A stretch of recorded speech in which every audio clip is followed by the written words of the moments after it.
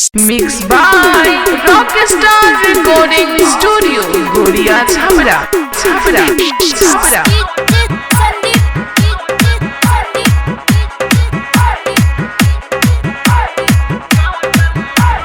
हर पाकिस्तानी बोलता है कि जला देंगे, रख तेरी माँ का। जलते हुए दिए को परवाने क्या बुझाएंगे, और जो मुर्दों को नहीं जला पाते वो जिंदों को क्या जलाएंगे। मेरा हिंदुस्तान जिंदाबाद था, है और रहेगा। सुन रे कुत्ता के जात, भूल गईले अपन औकात। सुन रे कुत्ता के जात, भूल गईले अपन औकात। 65 करोड़ दियाई तब माथ पाइल बरात। ढेर उड़ता रे ढेर ते आसमान में, भारत के झंडा फहरी पाकिस्तान में। ढेर उड़ता रे ढेर ते आसमान में, भारत के झंडा लहरी पाकिस्तान में। सुन रे कुत्ता के जात,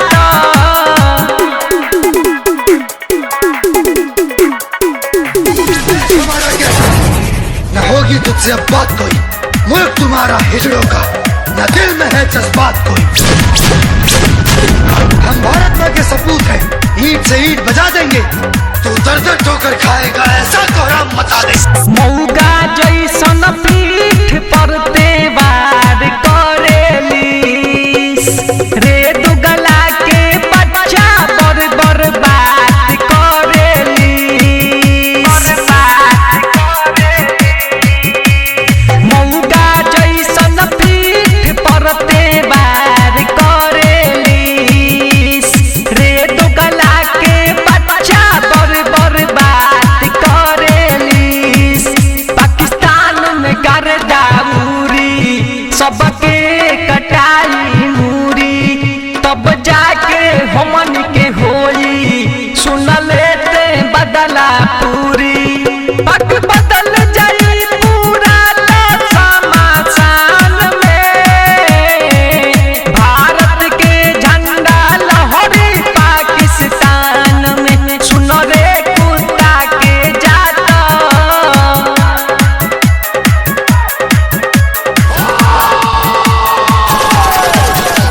तुम दूध मांगोगे हम खीर देंगे, तुम कश्मीर मांगोगे हम खीर देंगे। अभियों से ते सुन ले सुधार जो नारे, भारत के फेरा में तू जान रहना रे।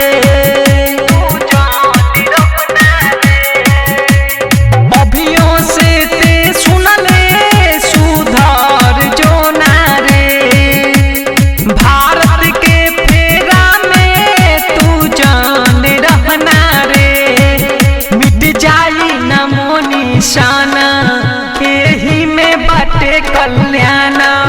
मोदी से मांग ले माफी, तब बची सबके जान। राजेश गौतम